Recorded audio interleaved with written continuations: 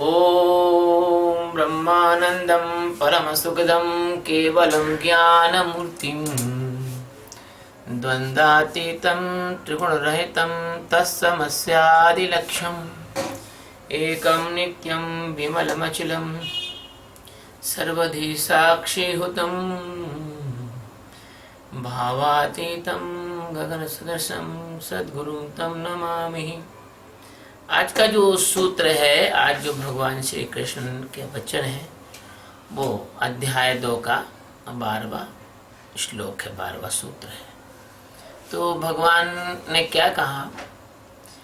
न त्वेवाहं जातु नासं न त्वं नेमे जनाधिपः न चैव न भविष्यामः सर्वे वयमत परम। ना यानी ना, तू यानी तो, एव यानी ऐसा, अहम यानी मैं, जातु यानी किसी काल में, नहीं, न यानी नहीं, आसम यानी था, ना यानी नहीं, त्वम यानी तू, ना इस इमे जनाधिपा, ना ही ऐसा नहीं कि ये जो है राजा लोग नहीं थे, है ना, आसन यानी थे, एवं यानी और ऐसा यानी एक एव ही कि इससे आगे, वयम यानी हम लोग, सर्वे यानी सब, है ना, न यानी नहीं, भविष्यामा यानी होंगे। ऐसा नहीं है कि ये राजा लोग या तू या मैं पहले नहीं थे और कभी भविष्य में भी नहीं होंगे। मतलब भगवान श्री कृष्ण जो है इस श्लोक के माध्यम से क्या कहना चाहते हैं, ये बड़ी गंभीर बात है। लोग गीता पढ़ते हैं, अर्थ पढ़ते हैं, आगे निकल जाते हैं, उनको पता नहीं लगता कि गीता के अर्थ में गहरा क्या गूढ़ अर्थ छिपा है, क्या आध्यात्मिक अर्थ है। ऐसा रहता है, कोई भी सद्गुरु होता है वो हमेशा जिज्ञासु की जो मनोदशा है उससे परिचित होता है। सद्गुरु भगवान जानते हैं कि कब क्या बोल सकता है, कब क्या बोलेगा, कब क्या करेगा। सद्गुरु को यह मालूम है कि वो कब क्या करेगा। क्यों मालूम है? इसलिए मालूम है कि सद्गुरु अंतर्यामी है। उसको सद्गुरु को इसलिए मालूम है कि सद्गुरु अंतर्यामी है। अब यहाँ तो भगवान ही खड़े हुए हैं, तो भगवान क्या है? भगवान तो अंतर्यामी है ही है, लेकिन माया के अधिपति भी है, सर्वशक्तिमान है, सबके आधार अधिष्ठान है, और लीला में शरीर जगत में आए हैं, लीला में शरीर लेकर जगत के अंदर आए हैं और जगत का कल्याण करने के लिए आए हैं। बिल्कुल ऐसा ही आप भाव सद्गुरु के प्रति समझना। ऐसा है कि सद्गुरु अंतर्यामी में जाग जाते हैं, वो अंतर्यामी है। मायाधिपति इसलिए है कि माया की उन पर कुछ चलती नहीं है, और आप माने या ना माने, सद्गुरु तो केवल सोच लेता है तो काम हो जाते हैं। सद्गुरु और अंदर से सोच ले कि ये काम हो जाए तो हो जाता है, क्योंकि माया अधिपति परमात्मा में जब जाग जाते हैं तो माया कभी उनकी अवज्ञा भी नहीं करती है, लेकिन सद्गुरु कभी इसका उपयोग नहीं करते हैं। इसका उपयोग तो केवल अवतार ही करते हैं। तो ये जो प्रकृति है, ये जो जगत है, इसमें 3 तरह के मनुष्य होते हैं। 3 तरह के मनुष्य। पहले तो मनुष्य होते हैं वो जो जिज्ञासु होते हैं, बात को कुछ पहले से, जो पिछला सूत्र है ना असोचन वाला, उसमें थोड़ा सा लेके आगे आना पड़ेगा। तो जो प्रथम प्रकार के जो मनुष्य होते हैं वो जिज्ञासु होते हैं, और जो जिज्ञासु होते हैं उनमें परमात्मा प्रकट होता है। जिज्ञासु में परमात्मा प्रकट होता है, क्योंकि वे ज्ञान के पात्र होते हैं, वे प्रेम के प्रकाशक होते हैं, वे परमात्मा के सोए हुए जो बीज आपके अंदर हैं, स्वरूप है आपका, परमात्मा का स्वरूप है जिसमें आप अभी जागे नहीं हो। ऐसे संभावना के स्रोत होते हैं जिज्ञासु। उनमें परमात्मा प्रकट होने की पूरी संभावना होती है।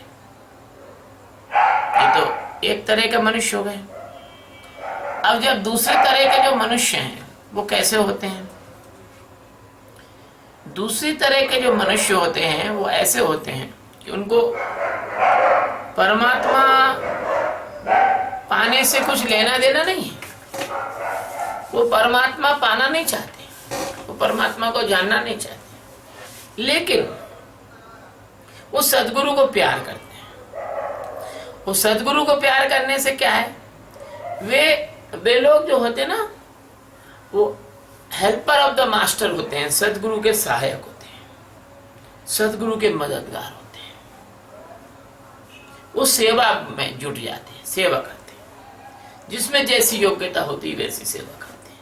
उनका कहना भाई हमें हमारा ध्यान में तो मन नहीं लगता या हमें कोई परमात्मा को पाना नहीं है, लेकिन हाँ इतना है कि हम इतना जानते हैं कि आप जो हैं परमात्मा का रूप है, तो हम ये चाहेंगे हम आपकी मदद करेंगे हर तरह से।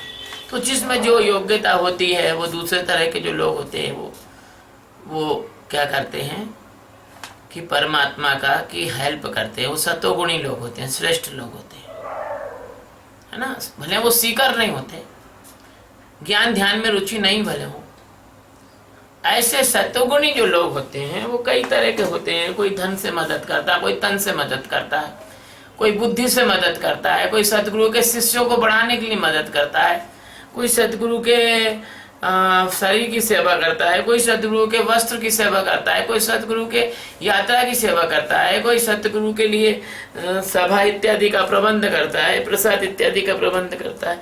तो इस प्रकार के जो लोग रहते हैं वो दूसरी तरह का मनुष्य होते हैं। ऐसे मनुष्यों में पांडवों की सेना में जो भी लोग थे वो इसी तरह का मनुष्य थे, और अर्जुन को छोड़ के बाकी के 4 भाई थे वो इसी तरह के मनुष्य थे। अब तीसरी तरह के मनुष्य कौन से होते हैं? तीसरी प्रकार के मनुष्य होते हैं रजोगुणी और तमोगुणी होते हैं। उनको ना तो सतगुरु की सेवा से मतलब है और ना ही ज्ञान प्राप्त करने से मतलब है। वो क्या करते हैं, वो अपने मौज मस्ती में और अपने विषयों के आनंद में सतगुरु को विरोधी मानते हैं कि यार ये अपना जो है मजा खराब करने वाला आदमी है, ये इस तरह का प्रचार कर रहा है, इस तरह की बात कर रहा है। तो वो लोग क्या करते हैं कि गुरु के विरोधी हो जाते हैं, गुरु की निंदा करने लग जाते हैं, गुरु के प्रति ईर्ष्या रखने लग जाते हैं, गुरु के ज्ञान के प्रचार प्रसार में बाधाएं डालते हैं, माया में आकंठ यानी गले गले तक डूबे हुए ये जो लोग होते हैं, ये भौतिक जो शरीर होता है उसको मैं और मेरा मानने वाले लोग होते हैं। भौतिक शरीर के अलावा ये किसी भी चीज पर इनका ध्यान नहीं होता। ये कहते हैं कि मी मारा तो जगत पर ले, उनको मतलब नहीं है दुनिया से, वो अपना ही मतलब समझते हैं। मी धाप्या तो जगत धापा, मैंने खा लिया तो सबने खा लिया, सब भले खाएं चाहे ना खाएं, सब चाहे सोएं चाहे न सोएं, वो अपने में सीमित रहते हैं, अपने नंबर 1 के स्वार्थी होते हैं।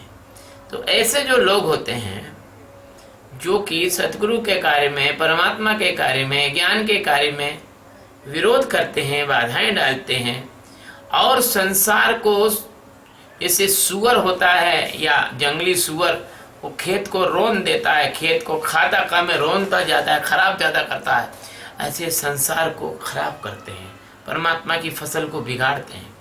तो ऐसे जो लोग होते हैं, कौरव टाइप के जो लोग होते हैं, ये लोगों को नष्ट करना एकमात्र उपाय है। इसलिए भगवान ने उस सूत्र में कहा था अनसोचवंते, इनके लिए सोचने की कोई जरूरत नहीं है, ये तुम्हारे कौरव हैं, अंदर के कौरव हैं। और एक बात ध्यान रखो कि वृत्तियों की सघनता से ही मनुष्य की पहचान होती है। वृत्तियां जिस ढंग से आदमी की होती हैं उसी ढंग का वो मनुष्य होता है। भगवान का प्यासा और प्यारा आदमी अलग ही ढंग का होता है, सेवा करने वाला और सबका भला चाहने वाला आदमी अलग ही ढंग का होता है। लेकिन ये रजोगुण तमोगुण के जो लोग होते हैं ये अलग ढंग के होते हैं। इनको तो ये बस कह रहे हैं, बस वही बात सत्य है, वहां की जो कोई कह रहा है वो गलत है और उस पर कोई विचार नहीं कर सकते। एकदम लकीर के फकीर होते हैं, एकदम कट्टरपंथी टाइप के लोग होते हैं। तो ये जो श्लोक है इस श्लोक में परमात्मा के एग्जिस्टेंस यानी परमात्मा के अस्तित्व की सत्यता को प्रकट किया गया है।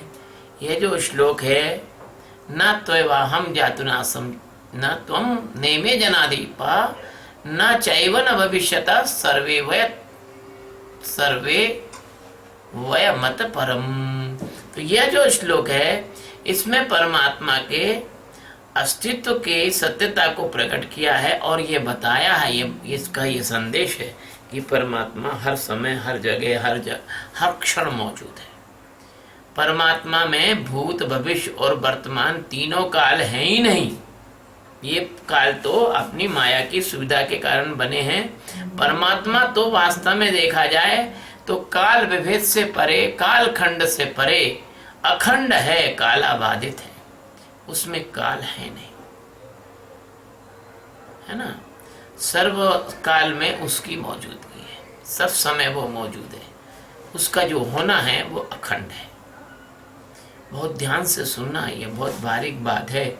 और जो जीवात्मा है वो भी बड़ा शाश्वत है, क्योंकि परमात्मा का ही रूप जीवात्मा है। जो माया में सोया है वो जीव है, जैसे ही माया हटी के वही तो शिव है, वही तो अस्तित्व है। तो जीवात्मा भी शाश्वत है और ज्ञान होने पर जीव का जो शरीर है उसकी भ्रांति जब नष्ट हो जाती है, वो ज्ञान होने पर वही जीव ब्रह्म हो जाता है। इसलिए कहा गया है जीव और ब्रह्म में कोई भेद नहीं है, जीव ब्रह्म हो जाता है सतगुरु करत प्रकाश। जैसे घड़ा फूटता है तो घड़े के अंदर का जो आकाश था वो पहले भी छिद्रों के द्वारा बाहर के आकाश से मिला हुआ था, घड़े के मुख से के माध्यम से जो खाली जगह उससे भी मिला हुआ था। लेकिन घड़ा फूटता है, घड़े की उपाधि यानी घड़े का शरीर फूटता है तो वो घटाकाश मठाकाश यानी महाकाश में मिल जाता है। घटाकाश यानी घड़े का आकाश, मठाकाश यानी कमरे का आकाश और महाकाश यानी बाहर का आकाश। तो ये तीनों एक ही होने के बाद भी अलग अलग प्रतीत होते हैं। ऐसे जीव और परमात्मा एक ही होने पर अज्ञान के कारण ये अलग अलग अपने को लगते हैं। तो ये सारा जगत जो है वो परमात्मा की मौजूदगी का बोध कराता है। ये सूत्र ये कह रहा है। इस सूत्र में भगवान कहते हैं कि उस तरफ इशारा कर रहे हैं, किस तरफ, जहां सृष्टि प्रारंभ हुई। जब सृष्टि प्रारंभ हुई तब परमात्मा ही था और कुछ नहीं था, और सृष्टि समाप्त होगी तब परमात्मा ही रहेगा और कुछ नहीं रहेगा। तो सृष्टि प्रारंभ हुई तब भी वो मौजूद थे, ब्रह्मा बनकर उन्होंने सृजन किया, विष्णु बनकर उन्होंने पालन किया। और विष्णु का मतलब होता है विष्णु, अणु की आवाज आ रही ना इसमें, विष्णु विष्णु विष्णु विष्णु, यानी अणु अणु में वो मौजूद रहते हैं। उपनिषद कहते हैं कि अणु अणु में परमात्मा है। मह तो महान इस सूत्र है। और जब अणु अणु में वो रहते हैं तो उसका नियमन करते हैं, पालन करते हैं। अब जब प्रलय होता है तो समूची सृष्टि को समेट कर और अपने अंदर लीन करके विश्राम कराते हैं, सृष्टि को भी विश्राम कराते हैं। क्योंकि कोई भी चीज होती है उसको उसका एक लिमिट होता है, चाहे घड़ी हो, चाहे साइकिल हो, मोटरसाइकिल हो, कार हो, पृथ्वी हो, आकाश हो, सौर मंडल हो, आकाश गंगा हो या सृष्टि हो, इनका एक लिमिट है। इस समय के बाद उनको आराम यानी उनको रीजनरेशन के लिए रेस्ट चाहिए, है ना। जैसे रिसाइकलिंग कहते हैं, रिसाइकलिंग के लिए रेस्ट चाहिए। तो जैसे आपने देखा होगा कि सूरज जब अस्त हो जाता है तब सूरज की सारी किरणें कहाँ चली जाती हैं? सूरज के साथ आती हैं, सूरज के साथ चली जाती हैं। हालांकि ये उदाहरण बता रहा हूँ, परमात्मा तो कभी भी अस्त न होने वाला सूर्य है। ये तो अज्ञान के कारण अपने को जीवों के अंदर ये अपन देखते हैं कि अलग अलग भेद है, नाम है, रूप है ना, ये भेद है। जैसे समुद्र है, अब समुद्र में एक ही जल पूरी मछलियों में और पूरे जीवों में समाया है, लेकिन उनके नाम, रूप और भेद अलग है। छोटी मछली अलग है, डॉल्फिन अलग है, व्हेल अलग है, शार्क अलग है, ये सब अलग अलग है। तो ऐसा ये जो नाम, रूप और जन्म, इसके कई भेद हैं। और सब में अगर देखा जाए तो अभेद परमात्मा, जहाँ भेद है वहाँ माया है, जहाँ अभेद है वहाँ परमात्मा है। परमात्मा मौजूद रहते हैं। परमात्मा में अज्ञान नहीं होता, इसलिए परमात्मा सर्वज्ञ होते हैं। जिस दिन तुमको भी अज्ञान न होगा, जिस दिन तुम्हारा अज्ञान नष्ट हो जाएगा, उस दिन तुम भी सर्वज्ञ हो जाओगे, है ना।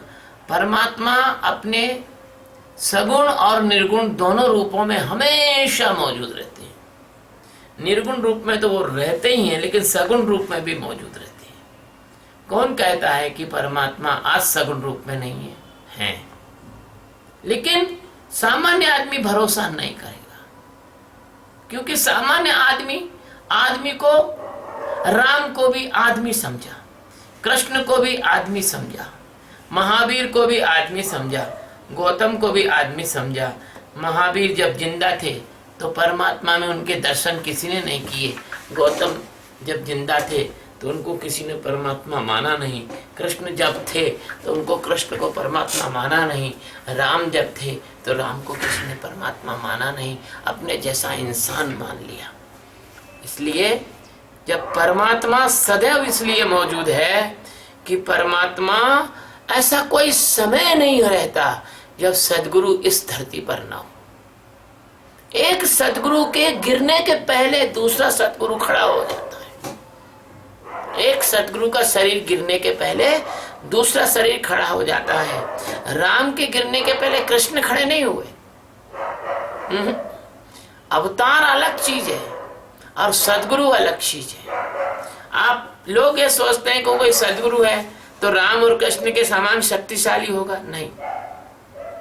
ऐसा है, भगवान सदगुरु के रूप में हमेशा मौजूद रहते हैं, क्योंकि मिनिमम प्रेजेंस उनकी होती ही होती है।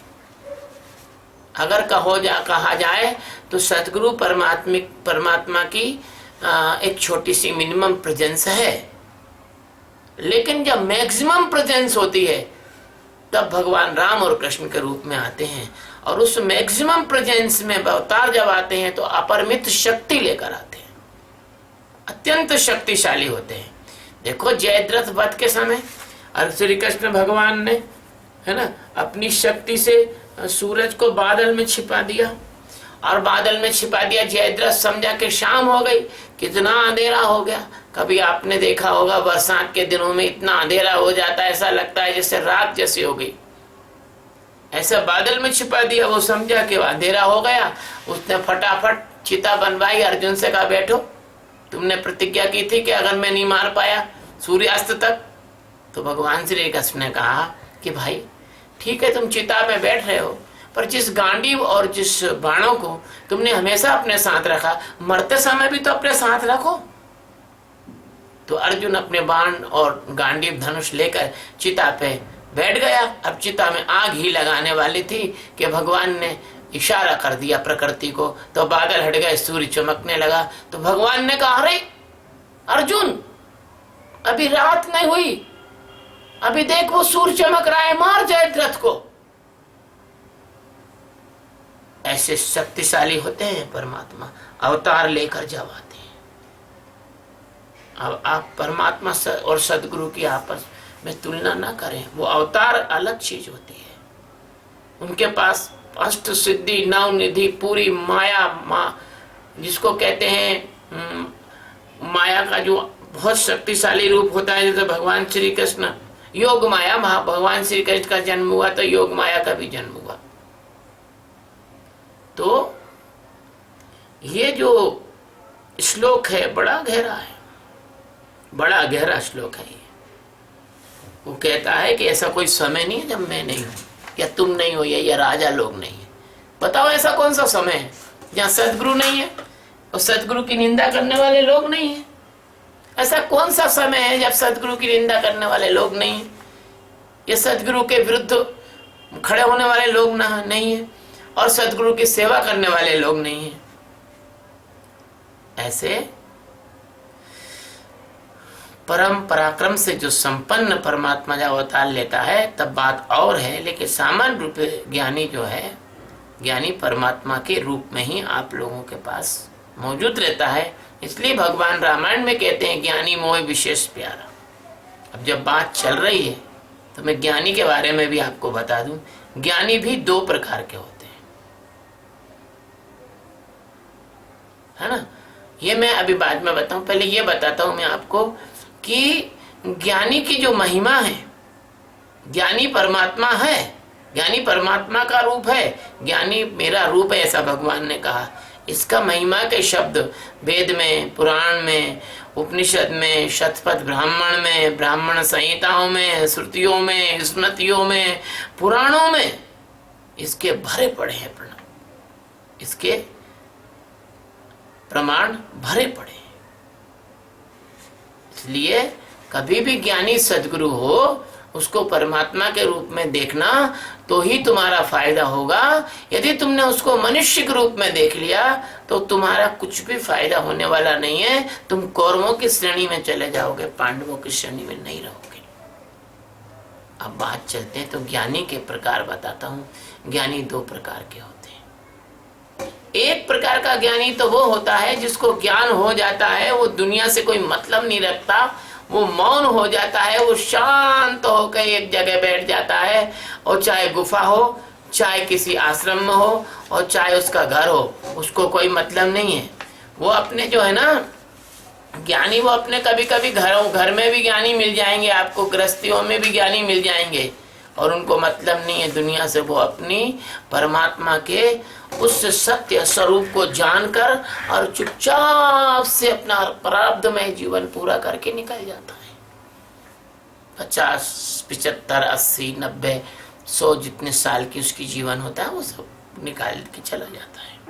लेकिन दूसरे प्रकार के जो ज्ञानी होते हैं वो भगवान के ज्ञान के संवाहक होते हैं, वो सद्गुरु होते हैं। उनमें इतनी क्षमता, योग्यता, प्रतिभा होती है कि वो इतने पवित्र, इतने अच्छे होते हैं, भगवान उनके माध्यम से अपना काम कराते हैं। और तुम्हारे जैसे जिज्ञासु होते हैं, प्रेमी होते हैं, उनको वो ज्ञानी मुखर उपदेश देकर युक्ति के माध्यम से जिज्ञासुओं को ज्ञान कराते हैं, उनमें से सद्गुरु खड़े करते हैं। इसलिए क्योंकि यह जो अस्तित्व है यह कभी नष्ट नहीं होता। इस अस्तित्व का जो सगुण रूप सद्गुरु है वो हमेशा इस पृथ्वी पर रहता है। यह श्लोक ये कहना चाहता है। यहाँ जो भगवान परमात्मा है, जीवात्मा और माया, ये तीन जो हैं, इसकी शाश्वतता की तरफ भी इशारा किया जा रहा है। परंतु जब ज्ञान हो जाता है तो जीव भ्रांति नष्ट हो जाती है, जीव भाव नष्ट हो जाता है, और परमात्मा यानी आत्मा में स्थिति हो जाती है। परंतु जो अज्ञानी हैं वो जीव दशा में खोए रहते हैं, उनको माया सदा सदा भासती, त्रासती और नौचती रहती है। आप देखो, आदमी विचारों में खोया खोया जीता है, या तो भविष्य के सपने बुनता रहेगा, या भूतकाल के शब्द चित्रों में, विचार चित्रों में, स्मृतियों में उतरता, जैसे लहरों पर चलता उतरता डूबता रहेगा। सबसे बड़ी बात है कि आदमी वर्तमान में नहीं जीता। यह सूत्र वर्तमान में जीने के बारे में बता रहा है, क्योंकि वर्तमान ही अस्तित्व है। मैं तुम्हें ध्यान के माध्यम से वर्तमान में जीना सिखाना चाहता हूं। ये जो वर्तमान में यो क्षण है, इस क्षण को पकड़ लो, ये जो क्षण है इसको पकड़ लो, इसी क्षण में जीना सीख जाओ, होश में जीना सीख जाओ। एक क्षण जो आया है इस क्षण पे खड़े हो जाओ। तुम देखोगे कि तुम जिस क्षण पे खड़े हो वो क्षण तुम्हारे पैर के नीचे निकलकर दूसरा क्षण तुम्हारे पैर के नीचे आ जाएगा। और इसी तरह से एक क्षण क्षण में अपने होश को संभालते हुए और उस क्षण की प्रतीक्षा, उस क्षण वो क्षण भी आ जाएगा जहाँ जिस क्षण ये तुम्हारा शरीर गिरना है। अगर तुमने इन क्षण को संभाल लिया तो शरीर तो गिर जाएगा, लेकिन तुम इन क्षण को संभालते हुए और वर्तमान में जीते हुए और अमर हो जाओगे, क्योंकि तुम्हारी आदत वर्तमान में जीने की हो गई। तो ना तो मृत्यु तुम्हें मार सकेगी, ना तुम्हें जन्म फिर जन्म दे सकेगा। तो ये चिंता मत करो। तुम वर्तमान में यदि शांत रह सके तो तुम भविष्य में भी शांत रह सकोगे। तुम वर्तमान में यदि आनंदित रह सके तो तुम भविष्य में भी आनंदित रह सकोगे। तुम वर्तमान में यदि होश में रह सके तो मृत्यु के क्षणों में भी होश में रह सकोगे। इतना गहरा संदेश, इतनी गहरी देशना, इतनी गहरी प्रेरणा इस श्लोक की है। भगवान सद्गुरु को नमन करते हुए इस श्लोक में आज इतना ही बोलेंगे। सद्गुरु भगवान की जय, स्वामी जी महाराज की जय। शिवोहम।